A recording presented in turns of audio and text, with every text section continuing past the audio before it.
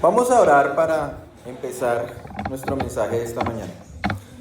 Padre Santo y amado Dios, te damos gracias por este tiempo que nos permites compartir como iglesia, Señor. Ruego, Padre Santo, que bendigas a cada una de las familias y hermanos que estamos acá, Señor, con mucho de tu espíritu para entender tu palabra, para poderla también salir a compartir con otros y ponerla por obra muy pronto. En el nombre de Cristo Jesús. Amén. Mis hermanos, vamos entonces a 2 de Timoteo, capítulo 4, versículo 1. Vamos a leer el texto de hoy.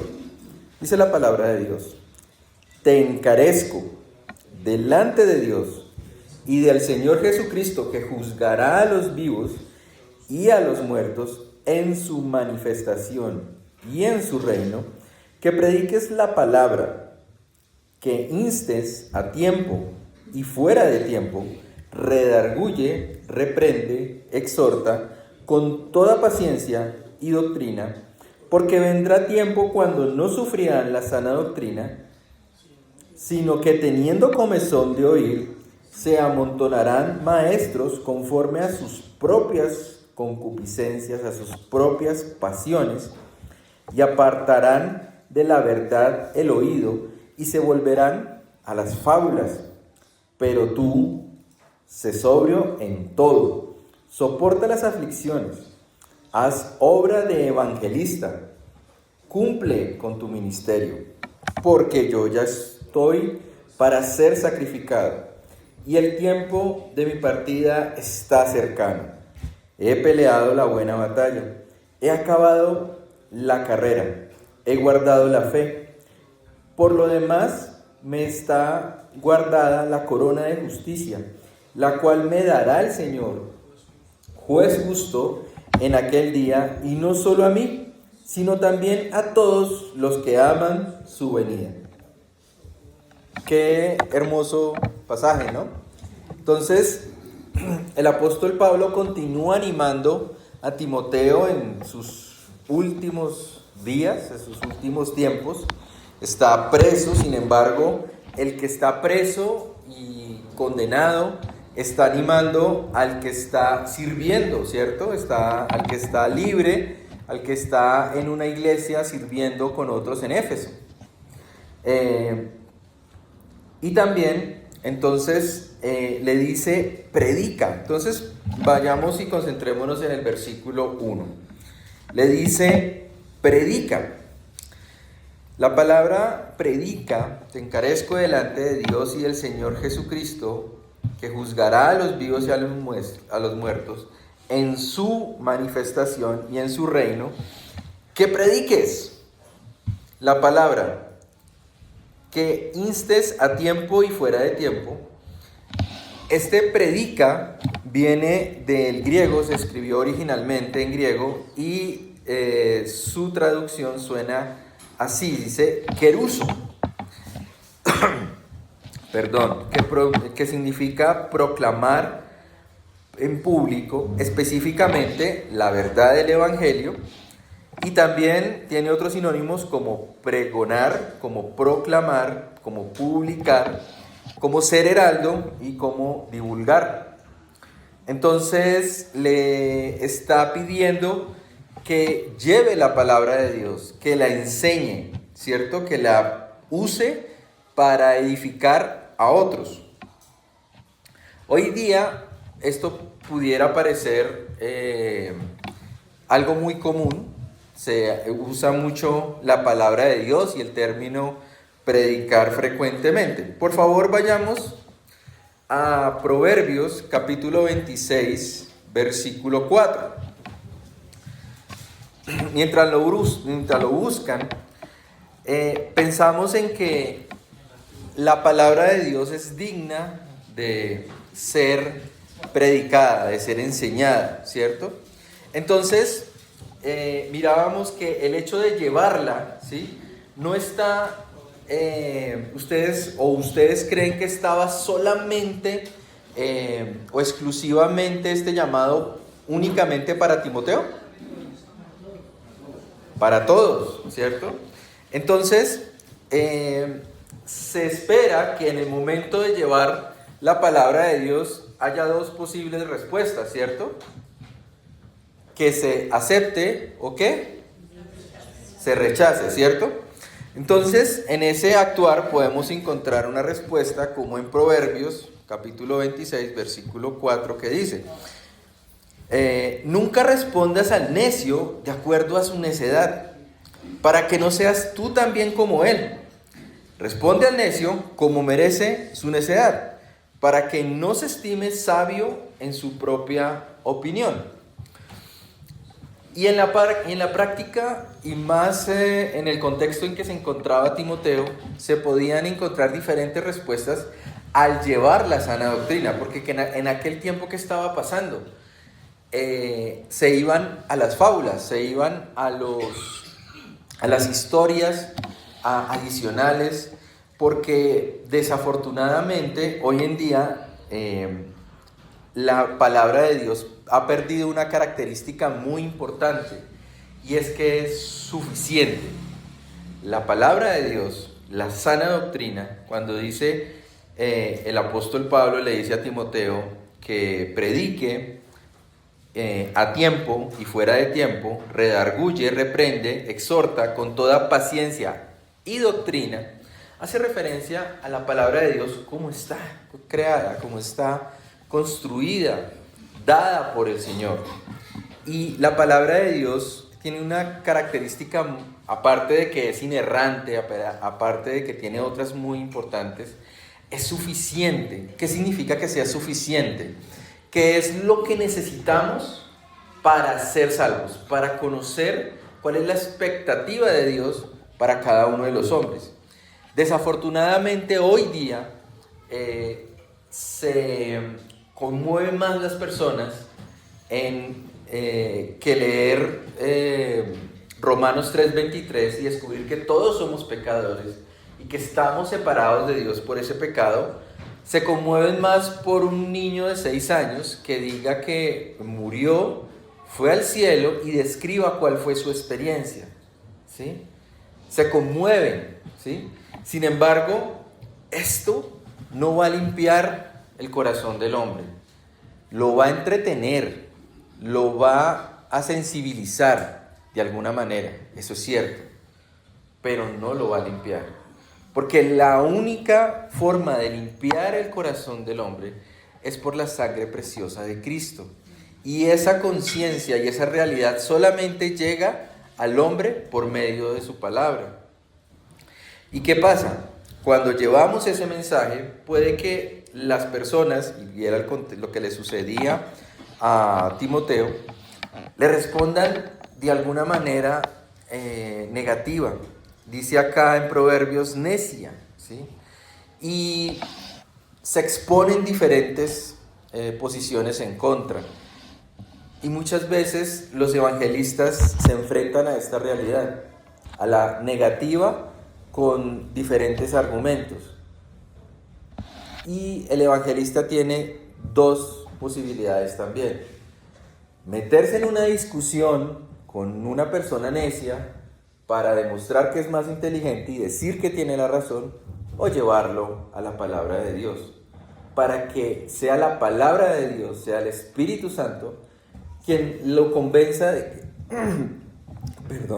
verdaderamente está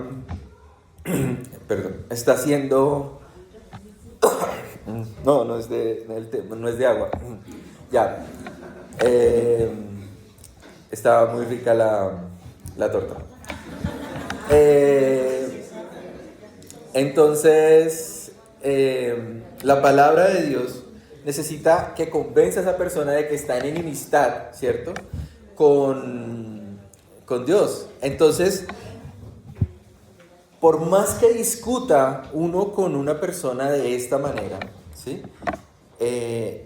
Finalmente, y aún así la persona diga, sí, usted tiene la razón, pues no ha logrado el objetivo del evangelio, que es hacer que esa persona reconozca que está separada con Dios por ese pecado, ¿sí?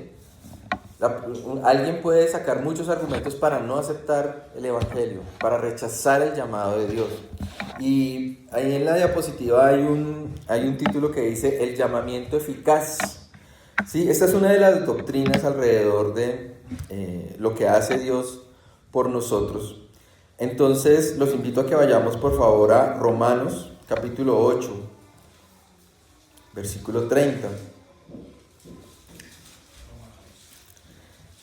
Segunda de Timoteo 1:9, no lo pido que lo buscan porque lo debemos traer aprendido el día de hoy. Y dice la palabra de Dios en Romanos 8:30, y a los que predestinó, a estos también llamó, y a los que llamó, también justificó, y a los que justificó, también glorificó. Miren todas las cosas hermosas que hace Dios para llamarnos a Él. Él lo hace y lo hizo con cada uno de los creyentes en el mundo que han aceptado ese llamado. No por creer en fábulas, no por encontrar una sabiduría elevada en las Escrituras, sino el poder de Dios, el Espíritu Santo en el corazón de las personas, transformándolos, trayéndolos de vida a muerte. No por ninguna sabiduría o estado espiritual elevado.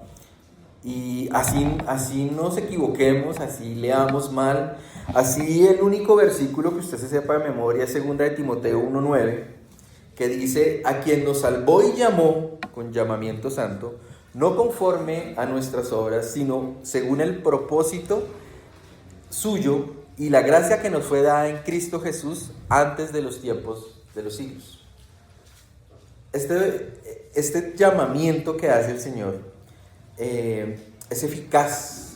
Cuando algo es eficaz es porque cumple su propósito, sin importar los recursos, sin importar el tiempo. Cuando es muy rápido, cuando es el ya, es eficiente, pero esto es eficaz. Se va a cumplir en algún momento. ¿Por qué? Porque como leímos en Romanos 8:30, Dios lo predestinó, lo puso así, en sus términos, pero en sus términos es en un tiempo que Él estima, no es ya. A veces nos preocupa y dejamos de orar por personas que hemos querido que acepten el Evangelio, hemos dejado de invitarlos, de llamarlos. Sin embargo, el Señor en su amor lo pone en términos de que predestinó y lo hizo de una manera eficaz. Quiere decir que en algún momento del tiempo lo hará. Nosotros, en respuesta a lo que ya hizo en nosotros deberíamos expresar ese amor en ser constantes en esa oración, ser constantes en ese llamamiento, así como el Señor nos llamó un día a nosotros. Todo esto es para explicarles que es la diferencia entre hacer un llamado con fábulas y historias, hacer un llamado con la palabra de Dios y la sana doctrina. La doctrina es las Escrituras como están escritas. Otra característica importante que tienen las Escrituras es que son claras. Cualquier persona puede abrirlas, leerlas y claramente entender que estamos separados por Dios, por el pecado. Hermano Jorman, ¿qué dice Romanos 3:23?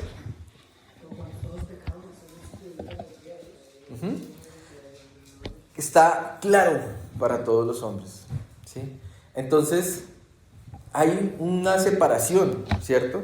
No necesitamos ver un video de internet donde dice que la NASA por allá hizo un cálculo en un satélite y descubrió que viendo en el satélite encontraron la forma del arca de Noé en el monte Ararat. ¿Sí? Interesante, sí, entretenido, sí, pero no deja de ser algo que está por fuera de la palabra de Dios. También otros expertos dijeron que la NASA estaba calculando la posición de una nave si la mandaban a otro planeta en el tiempo, y para eso tenían que calcular los días y los años hacia atrás en el tiempo en la Tierra, y que su cálculo les daba unas horas de diferencia. y que esa guía que faltaba estaba en la palabra de Dios cuando se oró para que el sol se detuviera, ¿cierto?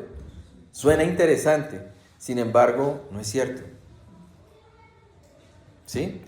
La NASA poco le importan estos temas, sin embargo, específicamente por ese caso, publicó un artículo diciendo, esto no es cierto. A nosotros no vivimos esa experiencia. Todas esas cosas pueden parecer interesantes, sin embargo, la Biblia dice que aparte de esas cosas que están por fuera, que era lo mismo que les pasaba, repito, en los tiempos allá de Timoteo, a la iglesia le pasaba eso. Resulta que en la misma manera, hoy día nos pasan esas situaciones, ¿cierto? Acabamos de ver esos ejemplos.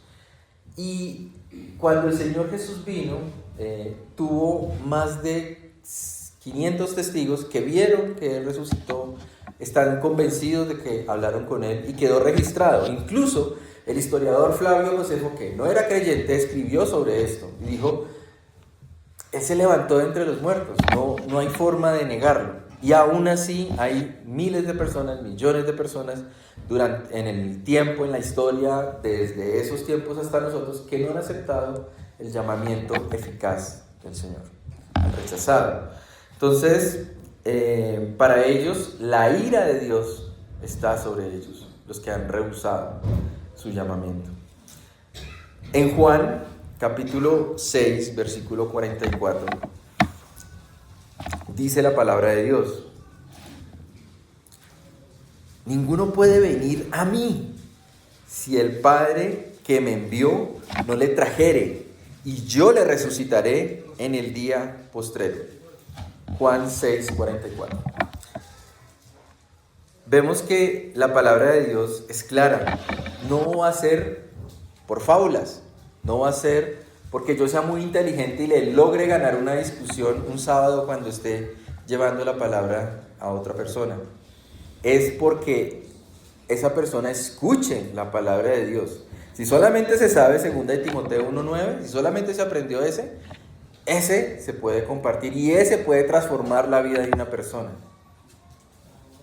¿Sí?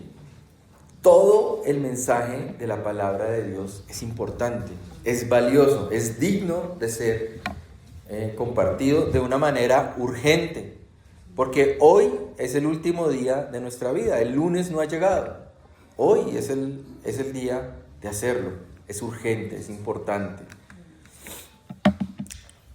La sociedad moderna se enfrenta a diferentes retos.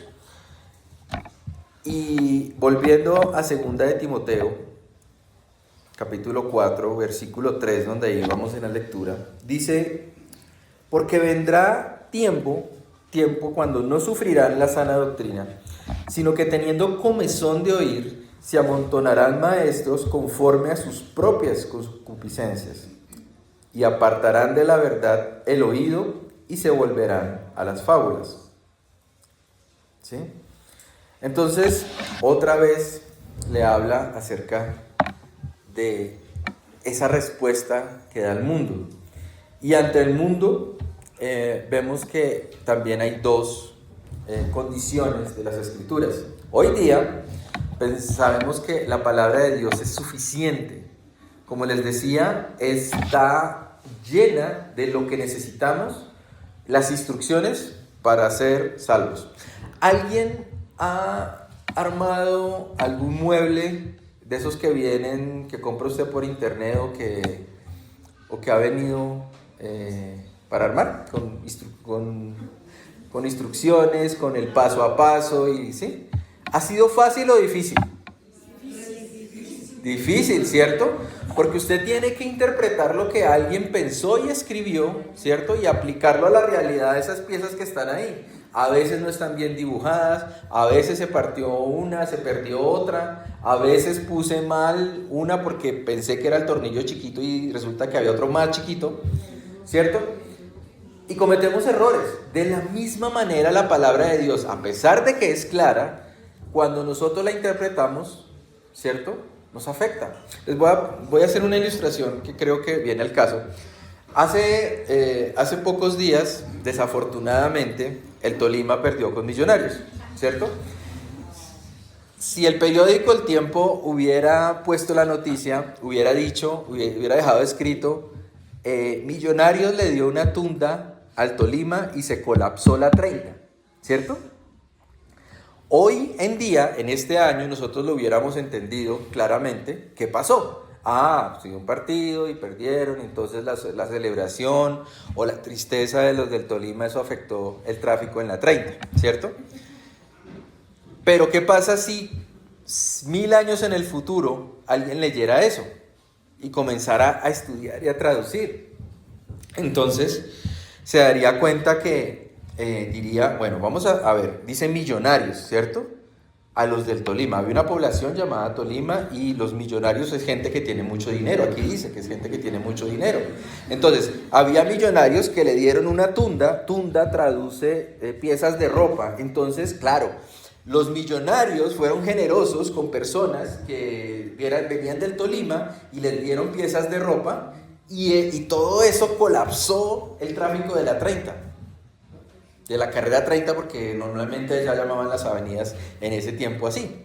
Entonces, miren cómo la palabra de Dios podría ser difícilmente interpretada por alguien sin que el Espíritu Santo lo guíe, ¿sí? De la misma manera, las instrucciones necesarias para vivir están ahí en la palabra de Dios, ¿sí?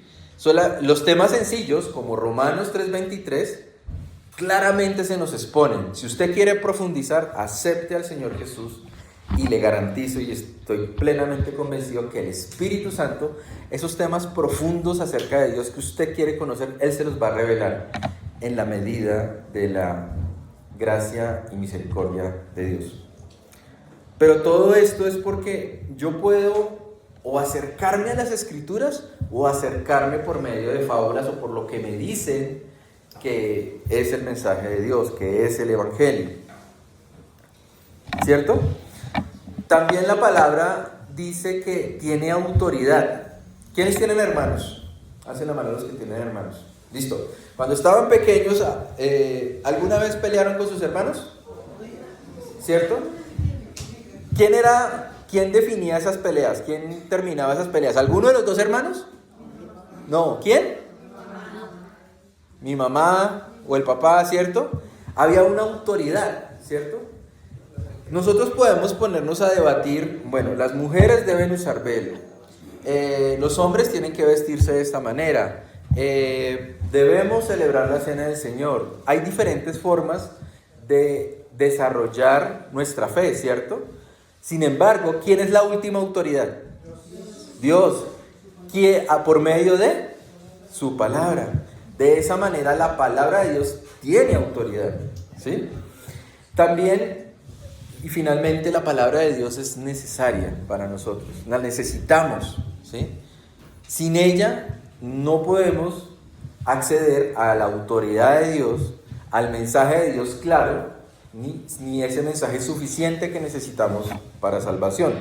Por el contrario, el mundo se va por historias, fábulas, el niño que fue al cielo volvió, la historia de el profeta o el apóstol que fue al infierno, se inscribió en un plan turístico al infierno, volvió para que la gente se arrepintiera y viera que el infierno es un lugar terrible.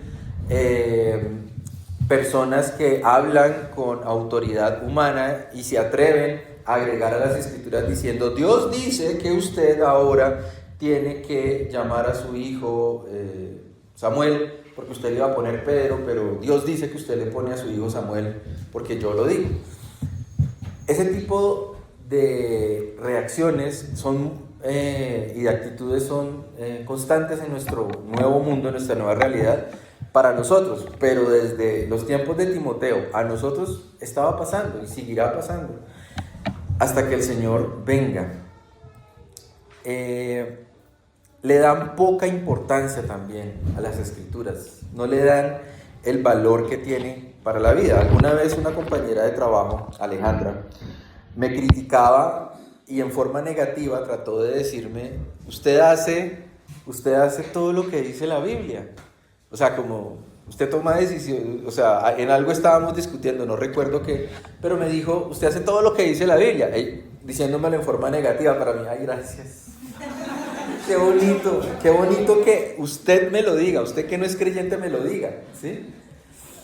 Algo estábamos hablando de la crianza de los hijos o algún tema normal, y me dijo eso y yo, ay, qué rico que me lo diga, o sea, me alegró y ella, entiendo, ¿sí? Pero entonces, a que todo esto es para que vean que el mundo se enfrenta a la situación que tenía la iglesia y el mensaje de Timoteo, cuando Pablo le decía, porque vendrá tiempo, como el nuestro, cuando no se aguantarán la palabra de Dios, no la soportarán, no será fácil aceptarla, sino que teniendo comezón de oír, porque me dicen lo que quiero escuchar, se amontonan, y hemos visto multitudes detrás de líderes que les hablan bonito y les dicen, usted no es tan malo, usted merece una vida de bendición, próspera, con dinero, casa, carro, beca y otras cosas, y la prioridad del evangelio y el mensaje claro que viene en las escrituras no es ese. Vamos por favor a Santiago capítulo 1 versículo 22.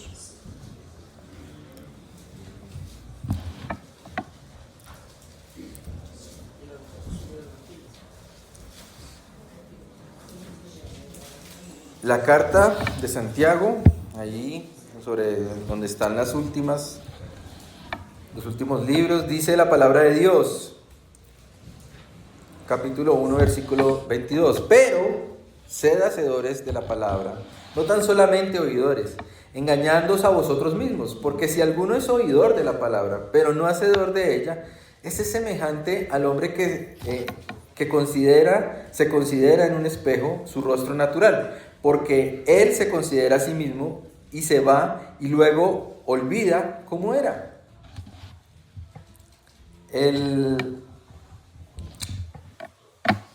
La palabra de Dios dijimos que era clara, ¿cierto? Y tiene autoridad. Aquí hay un escrito de un señor que se llama Kevin Young, que dice, si la autoridad es el problema liberal, la claridad es el problema de la posmodernidad, o sea, nuestros tiempos, y la necesidad es el problema de los ateos y agnósticos, porque ellos no necesitan la palabra de Dios. Entonces, la suficiencia es el atributo de las escrituras que muchos cristianos que asisten a las iglesias a menudo dudan. Podemos decir todas las cosas correctas sobre la Biblia y aún leerla con frecuencia, pero si la vida se torna difícil o simplemente aburrida, buscamos nuevas palabras, nueva revelación y nuevas experiencias que nos lleven más cerca de Dios. Nos sentimos bastante aburridos sobre la descripción del Nuevo Testamento sobre el cielo, pero fascinados por los relatos del niño de edad escolar que afirma haber visitado el cielo. Pensamos que si pudiéramos tan solo tener algo más que las Escrituras, estaríamos realmente cerca de Jesús y podríamos conocer su amor por nosotros. Y es chistoso porque sabemos que llegamos a Dios, ¿cierto? ¿No? Accedemos a Él primeramente por ese don precioso de la fe. Y esa fe se basa en algo que no vemos, en algo que no podemos tocar, ¿cierto? Pero estamos convencidos y seguros que eso que no vemos y que eso que no tocamos es suficiente para cambiar nuestra vida. Es digno de escuchar, es digno de seguir. Entonces, mis hermanos, el mensaje de las Escrituras también era el reto que quería Pablo que Timoteo llevara a otros, llevara este mensaje.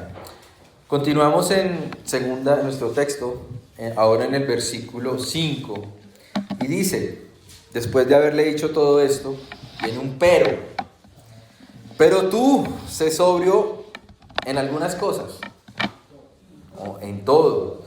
Soporta las aflicciones, las enfermedades, ¿cierto? La falta de salud, el miedo, las elecciones, los impuestos, el transporte, no hay medicamentos, me falta el dinero, hace sol, llueve mucho, ¿sí? Todas esas aflicciones, grandes y pequeñas, sopórtalas. Haz obra evangelista, ¿cierto? Cumple tu ministerio. No cumplimos ese ministerio porque, sino a pesar de todas esas cosas, lo cumplimos. Por eso el llamado del apóstol Pablo era: soporta las aflicciones, haz obra evangelista, cumple tu ministerio.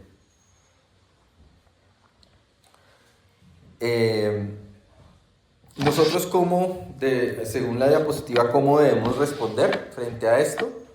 Entonces, con una visión del dinero, esa visión del dinero, el mundo o quienes buscan las fábulas podría decir que es una señal del favor divino. Si ustedes tienen dinero, Dios lo está bendiciendo. Si ustedes tienen dinero, es porque Dios está con usted. Si no tiene dinero, es porque en algo está fallando y está pecando.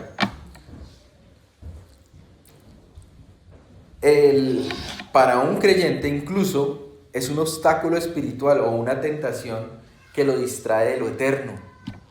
También podría verse diferente. En cuanto al sufrimiento, es que usted está en pecado. ¿Se acuerdan de los amigos de Job? Es que usted algo hizo, ¿cierto? Usted está fallando delante de Dios.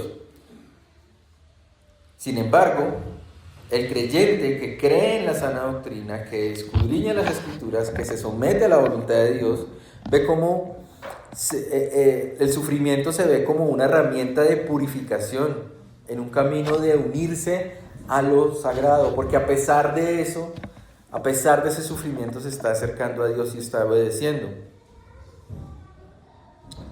El propósito de la fe, ¿sí? Que puede ser para algunos, si yo tengo fe, eso es para mejorar mi vida, para que me vaya bien, para mejorar mi calidad de vida y bienestar terrenal ahora, porque yo soy hijo del rey, ¿cierto?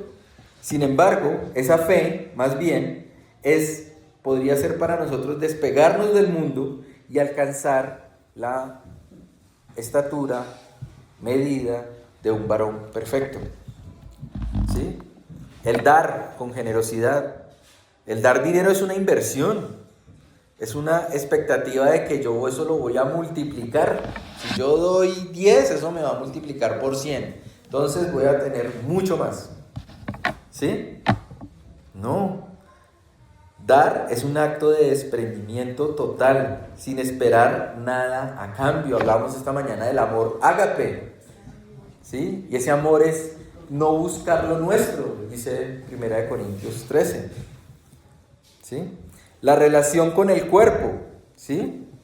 El cuerpo debe estar sano para disfrutar mejor de las bendiciones de Dios, ¿cierto? Nuevamente, si usted está enfermo, está en pecado, ¿sí? El cuerpo debe ser disciplinado y sometido a la voluntad de Dios, mejor, ¿sí? Entonces hay prácticas espirituales como el ayuno, ¿sí? Y el Señor Jesús lo llevaba al punto de que el cuerpo era prescindible, tanto que yo podía arrancarme un ojo, con tal de que mi cuerpo no se perdiera. Lo puso en esos términos, ¿sí? Sometimiento a la autoridad. Los líderes de hoy en día proyectan éxito y poder. Esos son como los que venden bitcoins y promueven inversiones. Miren cómo estoy, ¿cierto? Todo me va bien, tengo de todo, ¿sí? Es un modelo de prosperidad. Sin embargo, los líderes que proyectan humildad y sencillez sirviendo son el modelo que enseñaba Cristo. Porque son líderes que van sirviendo más aún, ¿sí? Yo pensaba anoche en mis ancianos que nos estaban atendiendo en la cena de parejas. y dije, qué bonita la humildad de ellos, cómo nos atienden de bien. Muchas gracias por sus servicios. También y finalmente el reino. El reino, eso es algo que se manifiesta aquí y ahora, dicen unos, ¿sí? Y yo voy a tener todo lo que quiera porque es que soy hijo del rey. Sin embargo, quien cree y predica la sana doctrina se va a encontrar frente a esto, a que se manifiesta en el retiro del mundo, en apartarse de las pasiones de lo que ofrece el mundo, en una realidad puramente futura y celestial. Mira al futuro con esperanza, pero no en el mundo, no en que voy a tener una mejor casa, se van a acabar mis problemas, voy a tener mejor salud, ¿sí? Con el tiempo la salud, todos sabemos que mejora o empeora. Empeora, ¿cierto? Las leyes de la termodinámica dicen que empeora, eso es claro. Entonces, nuestra esperanza está más allá. Tenemos que tener como el apóstol Pablo, puestos los ojos allá en Jesús, el autor y consumador de nuestra fe. Por eso, por todas estas razones que les he explicado, el apóstol Pablo le decía, ahora sí, por todo esto, ser sobrio, pero ser sobrio. ¿Por qué? Porque hay personas que, aunque usted le decía el apóstol Pablo a Timoteo, así haya personas que le contestan neciamente, así hay personas que se van mejor por las fábulas, así haya personas que toman decisiones equivocadas y que no aceptan el mensaje de Dios, pese a que claramente hay evidencia de que Cristo era quien decía que era y sus hechos lo demostraron, así hay personas que decidieron no aceptarlo. A pesar de todas estas cosas, usted sea sobrio, ¿sí? Soporte las aflicciones y haz la obra evangelista y cumple tu ministerio. Versículo 6. Porque yo ya estoy para ser sacrificado y el tiempo de mi partida está cercano. He peleado la buena batalla, he acabado la carrera, he guardado la fe. Por lo demás me está guardada la corona de justicia, la cual me dará el Señor, juez justo, en aquel día. Y no solo a mí, sino también a todos los que aman su venida.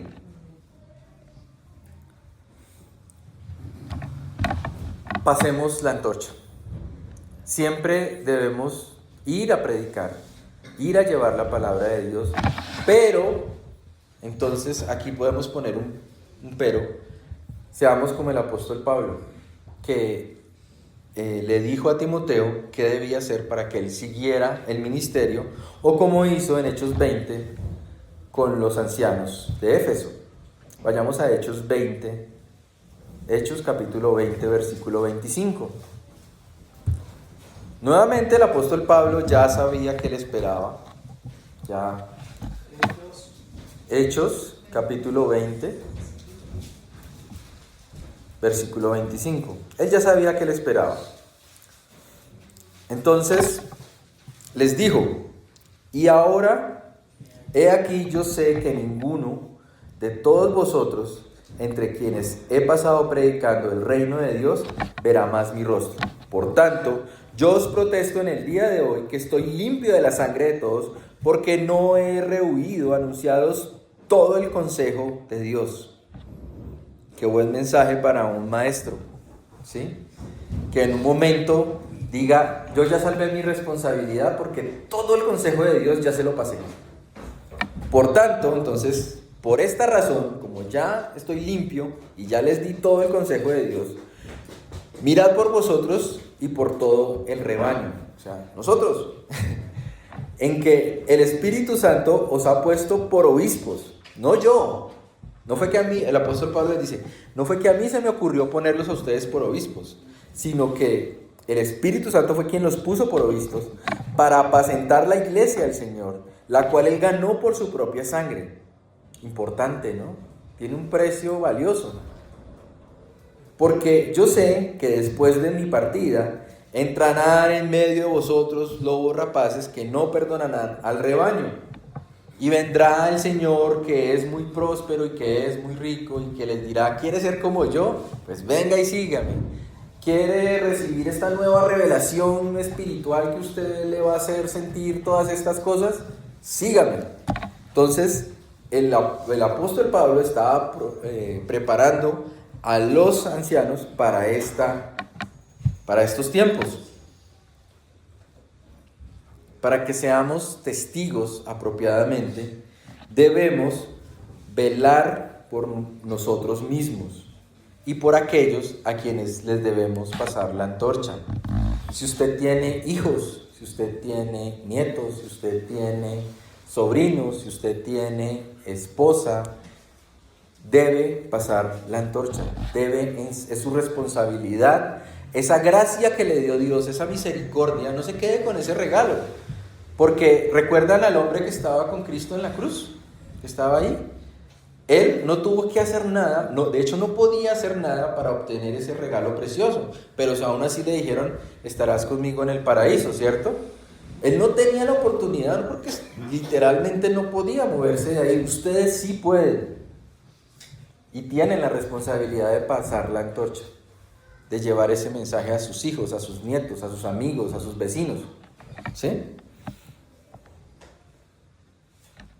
Para terminar, mis hermanos, Colosenses 1, 28 al 29 dice: a quien anunciamos, amonestando a todo hombre y enseñando a todo hombre en toda sabiduría que viene de la palabra de Dios, a fin de presentar perfecto en Cristo Jesús a algunos hombres, a todos, para lo cual también trabajo, el apóstol Pablo, luchando según la potencia de Él, la cual actúa poderosamente en mí. No es la inteligencia, para pasar esta antorcha, no es la inteligencia de nosotros, no es nuestra sabiduría. Nuevamente, si solamente se aprendió, ¿cuál versículo teníamos que memorizar? Segunda de Timoteo 1:9, si solamente se aprendió a quien nos salvó y llamó con llamamiento santo, ¿sí? Si solamente se aprendió eso, ese versículo llegó a usted por la gracia y el poder de Dios. Y por esa gracia usted debe compartirlo para que haya una nueva vida, un cambio en otra persona. Pero es su responsabilidad. Y al que sabe hacer lo bueno y no lo hace, le es contado por pecado. Oremos, mis hermanos. Amado Dios y Padre Santo, a ti te damos muchas gracias por tu palabra. Te damos gracias porque llega libre, claramente a nosotros y sabemos que es suficiente y necesaria para nuestra vida, Señor. Así como le pasaba a los pámpanos, no podemos vivir sin ti, Señor. Te necesitamos como el aire, Padre. Te ruego, Padre, que bendigas la vida de cada uno de los que estamos aquí esta mañana, Señor, y los que escuchan esta grabación. Te ruego, Padre, que nos animes a pasar la antorcha, a no agregarle ni quitarle a las Escrituras a la hora de compartirla, y que nos ayudes a ser humildes y conscientes de la responsabilidad que tenemos. Gracias, Señor de los cielos, en el nombre de Cristo Jesús. Amén.